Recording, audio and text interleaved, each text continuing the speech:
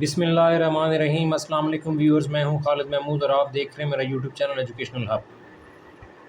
Math first year national book foundation new syllabus exercise 1.4 question 3 के दो part हैं। Initial कुछ वैल्यू गिवन है और आपने दो पार्ट प्रूव करने हैं। जो वैल्यू गिवन है उसमें है कि if x1 plus y1 iota into x2 plus y2 iota into so on last term xn plus yn iota equals to a plus b iota, then show that x1 square plus y1 square into x2 square plus y2 square up to so on up to xn square plus yn square equals to a square plus b square। और इसी तरह ये इस given value के साथ एक दूसरा part भी जो है वो प्रूव करना है। तो पहले फर्स्ट पार्ट प्रूव करते हैं। हमारे पास एक प्रॉपर्टी है जिसमें मॉड हम दोनों साइडों पे लेंगे, तो उसको हम फिर आगे फर्दर उस मॉड को हम जो है वो सॉल्व कैसे करेंगे वो हम देखते हैं। पहले हम इस क्वेश्चन को जो है वो इसी तरह हमने लिख दिया।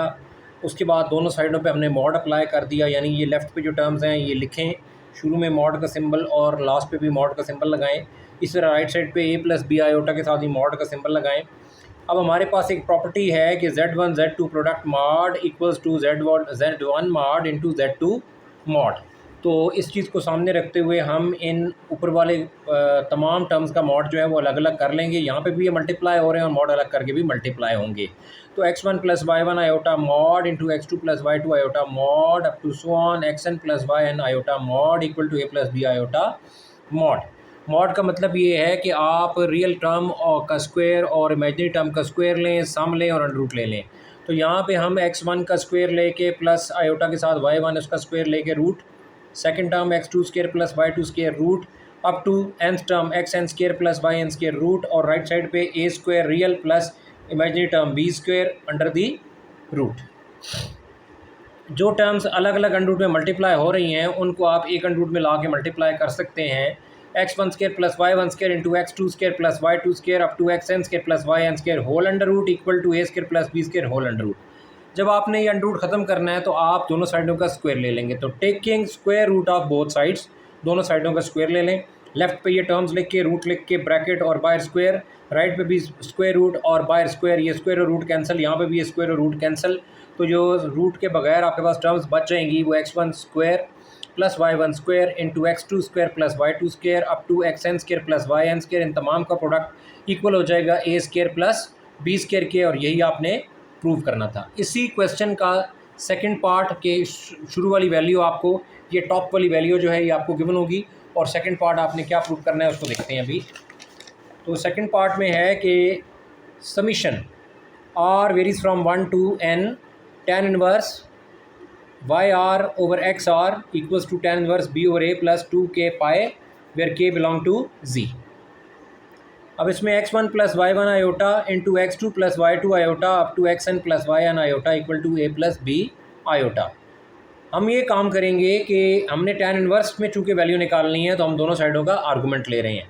Applying argument on both sides, argument of left hand side complete equals to argument of right hand side, और यहाँ पे आर्गूमेंट ऑफ z1 z2 का मतलब होता है कि argument of z1 plus argument of z2।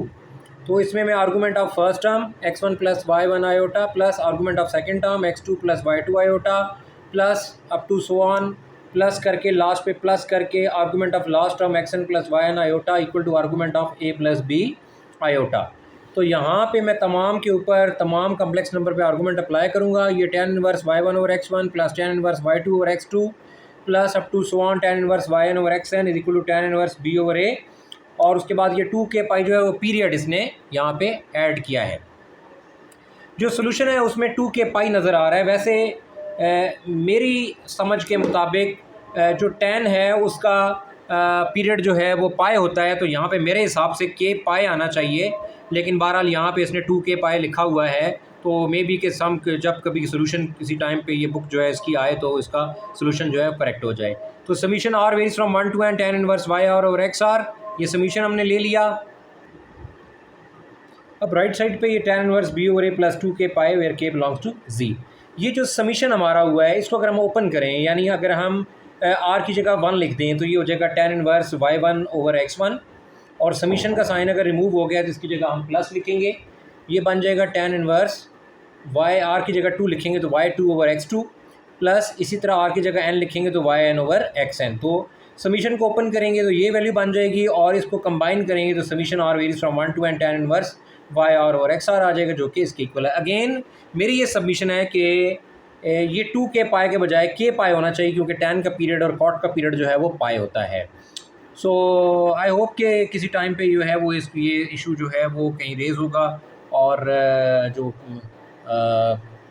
Maths के टीचर्स हैं डेफिनेटली वो हो सकता है कि इस इशू को एड्रेस करें और इसका सलूशन जो है, जो आई थिंक बुक्स पे कहीं वो आपको 2k पाई नज़र आ रहा होगा, तो उसको ये करेक्ट करवा दें और tan inverse b/a plus k पाई कर दें।